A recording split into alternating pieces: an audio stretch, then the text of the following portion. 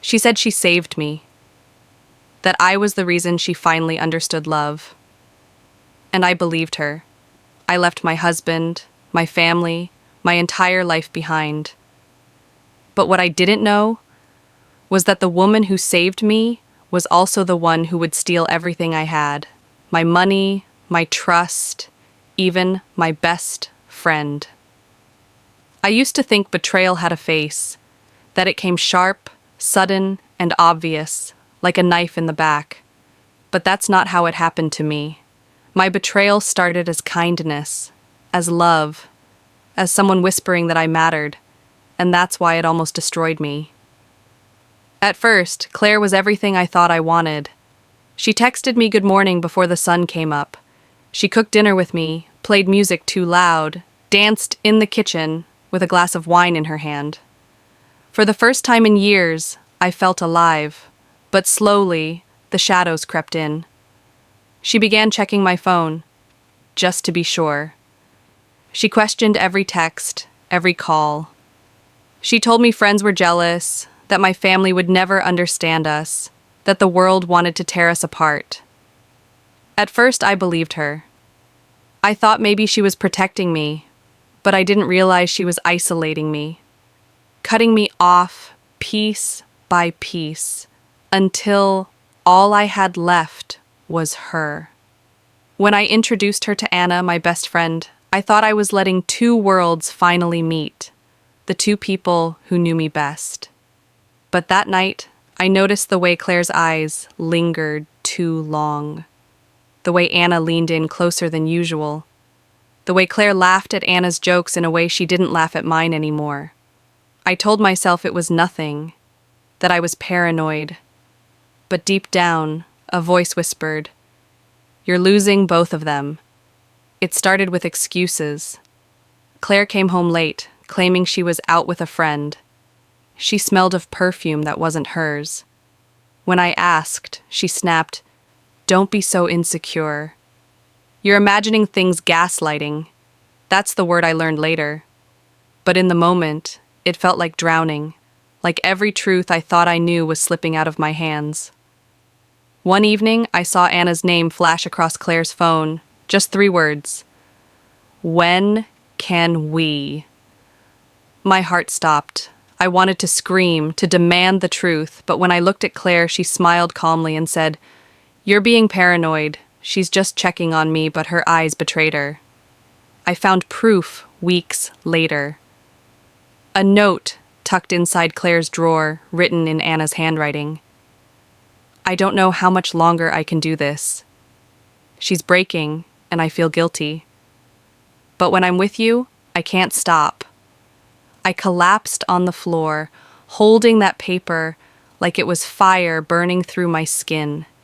Not only had Claire betrayed me, but Anna, the one person I thought would never hurt me, had chosen her over me. I confronted them both one night. I walked into the apartment and found them on the couch, tangled in each other, laughing like I had never existed. My bag slipped from my shoulder, and the sound silenced the room. They froze, their faces guilty for half a second before Claire's turned cold. "Maybe this is what I wanted all along," she said. That sentence broke something inside me. But I didn't leave. Not yet. Because when someone destroys your world, you don't just walk away. You cling to the ruins, desperate to believe there's something left to save. And Claire knew that. She used it. She twisted the story until I was the problem. "You're too sensitive.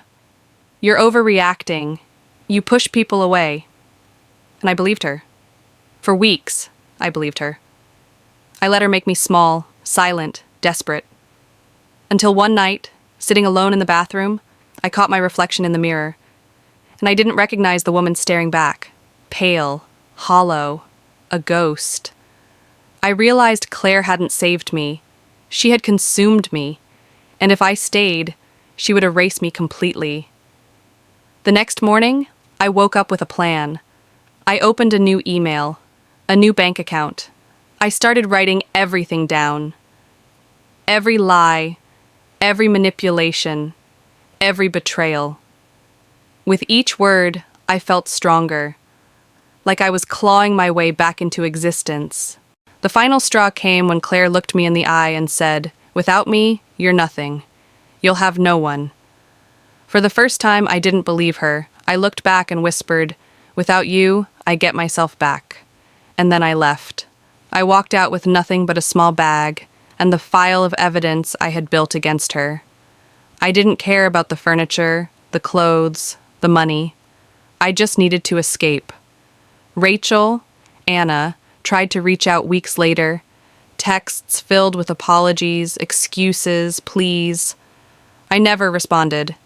They could have each other. I was done being their game. Rebuilding was brutal. Facing family, co-workers, even my own reflection was humiliating. Everyone wondered, how could you let this happen? And for a while, I didn't have an answer. But then, one night, drinking tea alone in my kitchen, I realized something. It wasn't about being weak. It wasn't about being foolish. It was about being human. Loneliness makes you reach for anything that feels like love. And people like Claire, like Anna, they know that. They exploit it. That's why I'm telling this story now. Because if it happened to me, it could happen to you. She said she saved me. She said I was her first love. But in the end, she stole everything. My trust, my money, my best friend, my future. And still, I survived. I won't lie and say I'm healed. Some nights, I still hear her voice in my head. Some mornings, I still reach for someone who was never really there. But survival is its own kind of victory. And if you're listening to this, if you've ever felt invisible, lonely, desperate for someone to see you, please learn from me. Because sometimes the person who feels like your miracle is really the one holding the match to your life.